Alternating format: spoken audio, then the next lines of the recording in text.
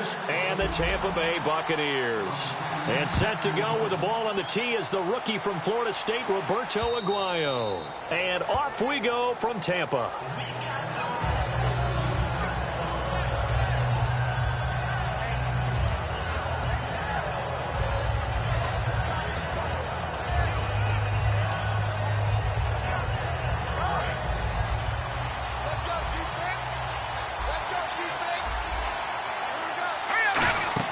They go play action here on first down. And the catch made. This is Emmanuel Sanders. And they'll get it up just short of the 45 at the 44. Sanders, the former SMU product, had 79 catches last year, over 1,000 yards, 5 touchdowns. They're going to need more of him in Denver if they want to get back into the playoffs. Part of a great tandem, he and Demaryius Thomas. And Demaryius plays out wide. He's one of those guys that you send him out there and let him work one-on-one and use his big body and his big frame to get open. Emmanuel Sanders, he has the ability to work inside as well. And he's not just quick, he's also fast, and he's dependable for a quarterback because a lot of the routes he runs are right in the sight line. Easy throws for a QB. He's going to look deep down the field. So the long attempt falls innocently to the ground, and it brings up third. On the defensive side of the football for the Bucs, here's the lineup. You know, you look at last year, 2016, 23 points a game, right in the middle of the league, but improved, I think. How do they look going forward? Well, they did improve, and they improved throughout the second half of the year. They focused on communication. They cut down some of the stuff they were doing defensively, made it simpler, and they played a lot faster. And look, Gerald McCoy is a terrific player on the defensive line. You got linebackers that can run in Levante David and Quan Alexander.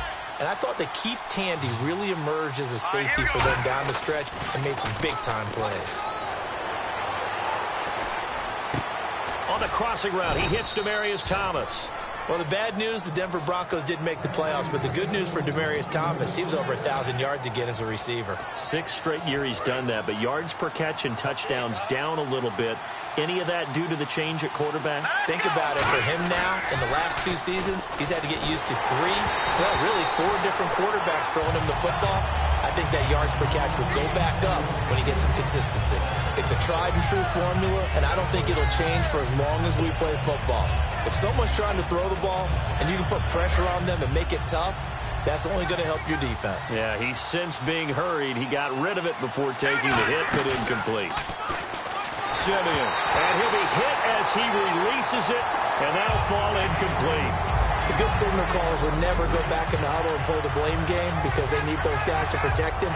But on that last one, his offensive line, they lost their leverage very quickly, and that's why they were able to get to him and hit him as he tried to throw the football and force an incompletion. And the Bucs with an extra defender in the secondary now on 3rd down. He's going to go up top for the end zone. Oh, it's a touchdown if he holds on. Instead, it's 4th down. So on 4th down, on comes Brandon McManus and the field goal unit for the Broncos. Right hash mark, a 42-yard attempt. And that is not going to get there. Oh, he missed it short. It's no good, and this will remain a scoreless game. Well, that opening drive looked good for a moment there, but they'll wind up being turned away thanks to the missed field goal. And those especially hurt when you come into a game on the road. You're trying to get things to go your way early, and now you suffer a setback right out of the gate. One receiver to the left is Evans. Now a play fake here on 1st down. On the move to his left. Oh, he's going to air it out right away. He couldn't quite hold it. Got hit. Ball pops out. Incomplete. And now an introduction here to the starting 11 on offense. And one of the good wideouts, of course, is Vincent Jackson. And when he's on the field, you don't play small ball. You make sure you get it out to that guy and let him go get it.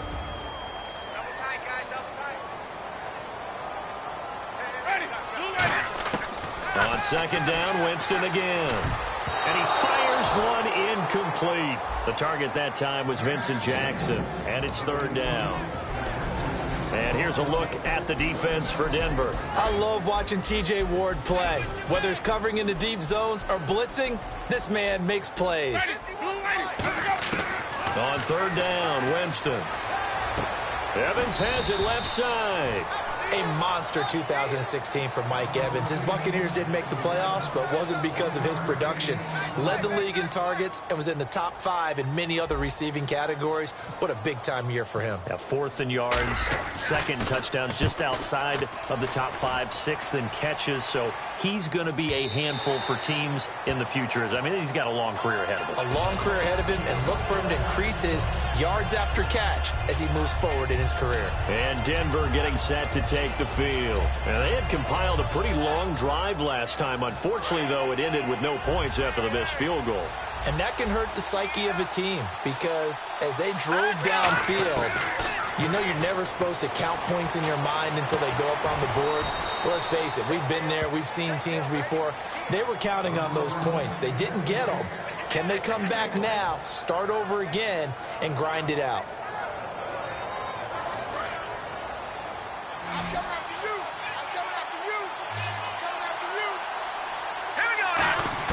On 2nd down, here's Simeon. Oh, he dropped it. They were looking for him in the middle 3rd. He couldn't catch it. Now 3rd down.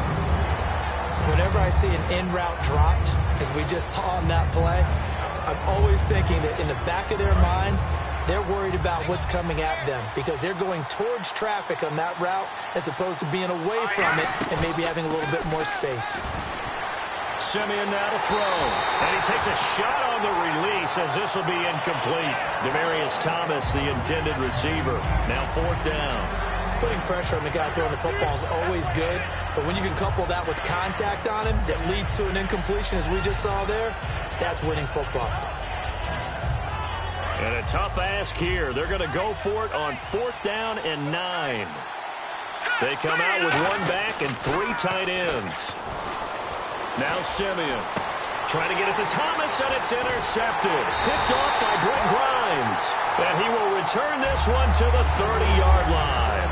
So the ball switches back over to Tampa Bay, and as they get set in place on offense, Charles, talk about the running game and the O-line, where they stack up going in next year, because Doug Martin was only active for 8 games this last season. Rushing total dropped down to 400 yards, basically. Yeah, they were fortunate they picked up Jaquiz Rodgers during the year, and he gave them some nice games throughout, but I start with the offensive line. They've got some good building blocks. Left tackle down.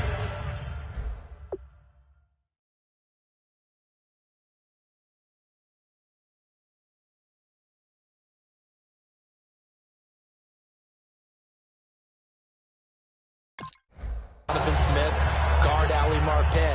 Great places to begin. I think they'll continue to try and fortify that offensive line because that will help whoever becomes their primary ball carrier.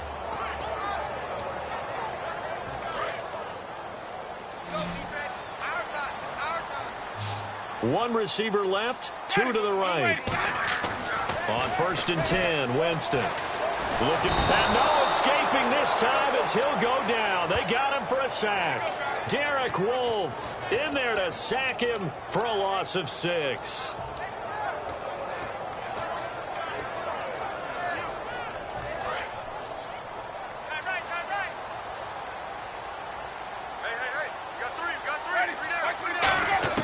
Now Jameis on 2nd down. Bringing it in, Jackson left side. They get 11 back on that one. It leads to 3rd down.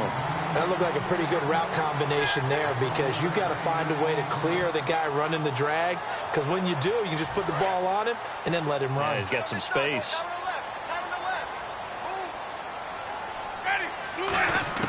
Winston from the gun on 3rd down. Trying to get it to Jackson, and it's intercepted. It's Chris Harris with a pick. And a big turnover there as his guys will get the football back.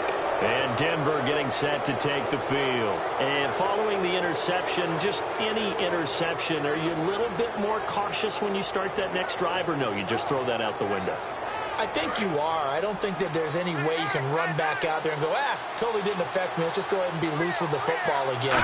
You're going to take care of it, but you have to be careful about being too cautious because now you can't run any offense at all. Still want to attack. We'll see how they attack them here. Give them 12 yards on that one. It earns them a fresh set of downs. It's a nice completion, a little bit of run after catch as well to create the yardage that they got. But it is so tough to cover that route, the drag route, because they run it at varying speeds. Because the key is to create hesitancy on the defender's part. Always so empathetic for those DBs, aren't you? Toward the center of the field, but it's incomplete. Back alongside Charles Davis, I'm Brandon Gaudin. It's Bronco football to begin quarter number 2. They've got it 2nd and 10 to start things out.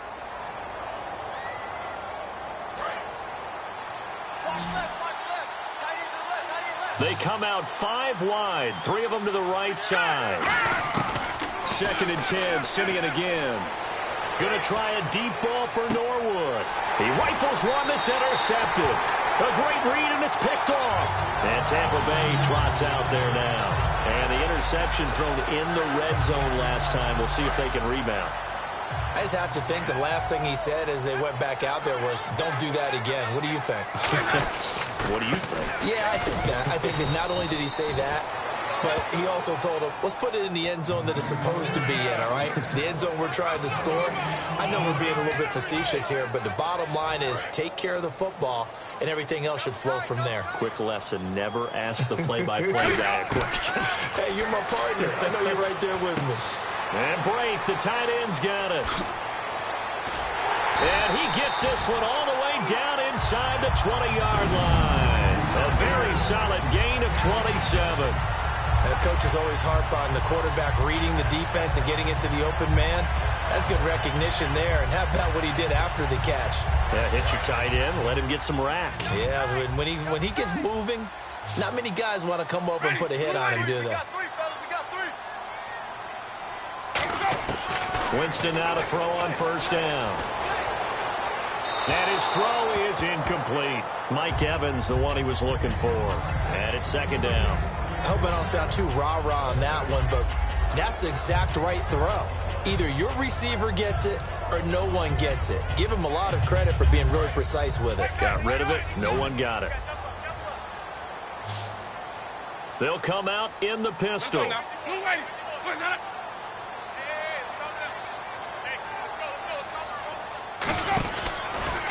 On 2nd down, Martin. Looking for a crease, can't find one. Stopped at the line of scrimmage. No gain on that one as it brings up a 3rd and 10. Tried to get the edge there. The defense just too quick to the ball. That's what we call total team defense there. Can't get to the edge, no place to move it inside, and then allows everyone else to run to the ball and create a big-time tackle for no gain for the offense. He finds Humphreys. And he gets the first down yardage he needs before he's brought down at the 6. And now the passing game here in the 2nd quarter starting to heat up a little bit. Don't you feel the rhythm starting to happen, right? You see it. Now the confidence is starting to rise. I think now as a play caller, because that has happened, you lean on it a little bit more. You don't go totally away from running the football, but you do say, guess what? We can throw it. We can throw it well with a whole lot of confidence.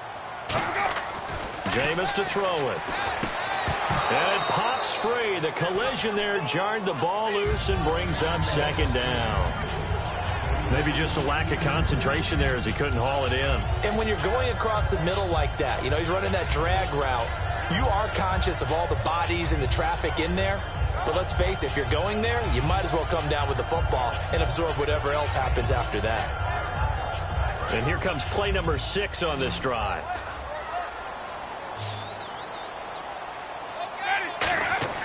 Second down, Winston. Being chased out left. And he'll be brought down this time at the 5-yard line. He'll get a couple yards on that one. And that is going to set up 3rd and goal. I think we have to give credit to him for buying time and extending the play. But, you know, there's some really upset defenders on that one. They thought that they had him. Instead, he was coated in Teflon and got away. And let's see 6 defensive backs out there. They're in the dime here on 3rd and goal. 3rd and goal, Winston. Dancing to his left. And he holds it in for the Buccaneer touchdown. Dante Dye from 4 yards out.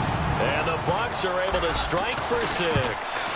So on 3rd and medium, they dial up the pass, and it works to hit the end zone. And it's really not a surprise to me. That's a throwing down in the NFL because of how tough it is to run the football.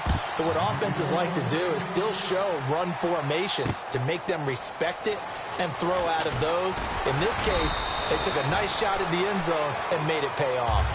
The Broncos offense now gets ready to head back onto the field. And following the interception, we'll see what they can put together on this drive. I hear my old college coach right now. He always used to tell us before every game, the team making the fewest mistakes will win. What they're hoping is that last mistake is their only one of the game. And down he goes, a Buccaneer sack.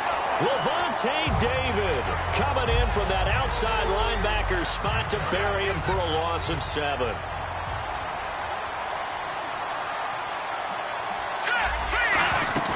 A play fake to Anderson. It's Simeon. And on the catch right side, this is Sanders. They'll wind up getting 10 back as that sets them up for 3rd down. 2 minutes to go here in the first half. We'll come back to Tampa after this timeout. They'll put 2 receivers left, 2 to the right. Off the fake to Booker and Simeon. Toward the sideline, he will have the first down. Good catch. He was able to keep the feet in bounds. I don't care how many times we see it. I still get a kick out of watching quarterbacks and receivers do the pass tree in pregame warm-up. But I always remember that when we go to practices, we see that after practices as well. They really tune it up, don't they? They tune it up. They know why they do it for these situations. First down. And they build that trust, and that's why they're able to find him in this type of a situation. Emmanuel Sanders, the intended receiver, and that'll bring up 2nd down. And when all else fails as a defender, when you're not there in the coverage, your best friend is exactly what we saw there. Now hold everything here. We're going to get a timeout by the offense. It's just their first, so they'll have 2 remaining here before we get to halftime. So the incomplete pass brings up 2nd down. Play fake to Anderson. Now Simeon. He's got it. The tight end, Jeff Hireman. 8 yards on the completion, but now they face 3rd down. So much goes into a successful play, doesn't it? How about that play action there? Freezing the defense just enough to bring the tight end free downfield for the completion. Looks like a nickel set here defensively on 3rd and 2. Yeah, maybe expecting a throw. Out to his left. And no escaping this time as he'll go down. They got him for a sack. Now, we talk about players blitzing all the time. I often laugh and sometimes call it just straight-ahead pursuit. What a running start right back to the backfield for him. Yeah, it really didn't give anybody a chance to get up there and stop him. No, I mean, that's really, really difficult. You're asking a whole lot anyway, but when he gets that kind of a start and comes through clean, oftentimes the advantage definitely goes to the defensive player. They are going to go. It's Simeon. And he's brought down. Can't do anything with a football. It's a sack and a turnover on downs. Now the Buccaneers offensive unit back out on the field. And that recipe on their last drive that resulted in a touchdown looked pretty good, so they'll be hoping to do that once more. And it takes me back to when we sat with the offensive coordinator and the head coach. They felt pretty good about their game plan and felt there were some holes in the defense, and they exploited them the last time out. And that is intercepted. Or was it? Wait, they'll say no. No, it...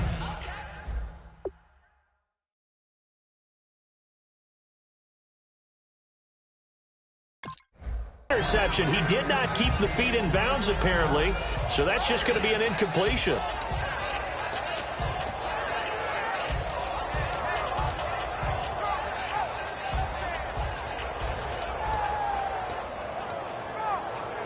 Unable to connect on the first down pass play. Now it's 2nd down.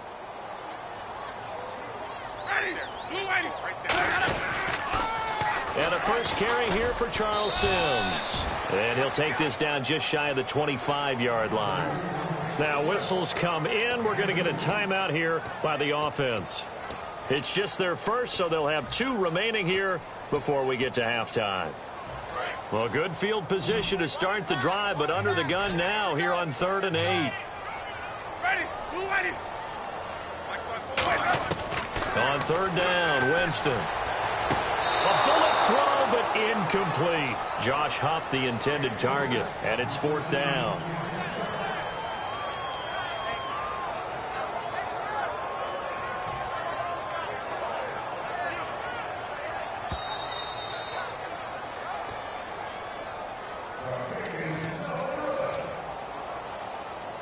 So the challenge comes in inside of 2 minutes, and it gets overturned. And it changes the whole format of what's about to happen because both sides had thought a certain call had been made. Now they have to flip back and start over.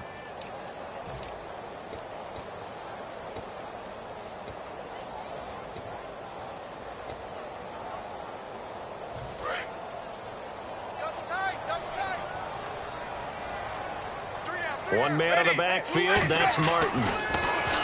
Now Winston, that's caught at the 2. And he's into the end zone for a Tampa Bay touchdown.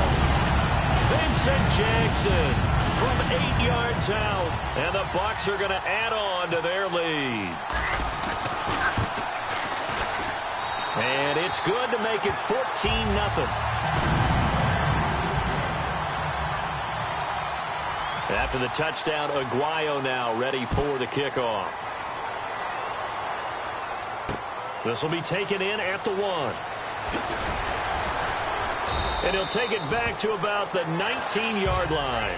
And now the Broncos offense, they get set to head back onto the field. And the ball backed way up. So thinking with this amount of time on the clock, probably just sit on it. And we'll see these two teams go to the lockers. Yeah, I don't think you want to overthink it in this situation. Either side of the ball. Just go ahead and finish up the half and get on out and talk about it. Oh, incomplete. The rookie had it and lost it there. And it'll be second down. I know that interception was dropped, and it would have been their 3rd of the game. And I will guarantee you, in the huddle, on the bench, all the defensive guys have been talking about is, we've got this guy right where we want him. Who's going to get the next one? It almost becomes a challenge, and they've missed a golden opportunity. And they're able to get this one across the 35. They call it a gain of 19, and it moves the chains. They completed the screen, but one of the things you worry about is can the quarterback get rid of the ball before he's actually tackled? So your offensive linemen have to hold up the rushers a little bit because you want to make sure you keep your guy's jersey clean throughout the game. So the offense has it 1st and 10.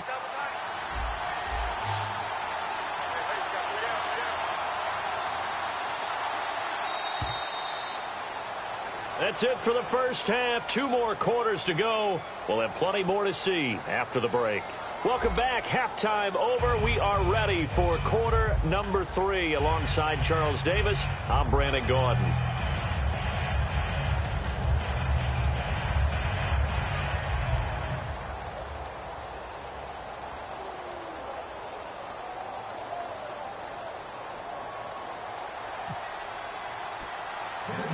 So both teams have their marching orders, and we'll get going again here in quarter number 3. On the return now, it's Josh Huff. And that should give his guys a spark. He's up all the way to the 44-yard line. Out come the Buccaneers. They'll have it first to start the 3rd quarter. They built a good first-half lead. Now they have a chance to add on to it. And what I'm thinking is that the offensive staff spent the entire halftime just working with them on, here's what we think they're going to do to attack us in the second half. Nice first half that we've had, guys, but be prepared for some